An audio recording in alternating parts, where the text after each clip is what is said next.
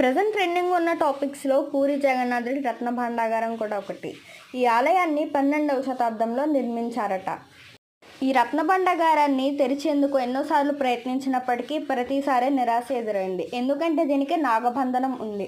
అందుకే దీన్ని ఎవరు తెరవలేకపోయారని చాలామంది చెప్తారు. 1978వ సంవత్సరంలోనూ భాండాగారంలో సంపద లెక్కించేందుకు సుమారు 70 రోజులు పట్టిందట. అయితే కూడా అది ఎంత ఉందనేది లెక్క తేల్చలేకపోయారట. పూర్వకాలంలో ప్రతి 3 సంవత్సరాలకు ఒకసారి లేదా 5 ఏళ్ళకు ఒకసారి గది తలుపులు తెరిచి వీటిని లెక్కించేవారట.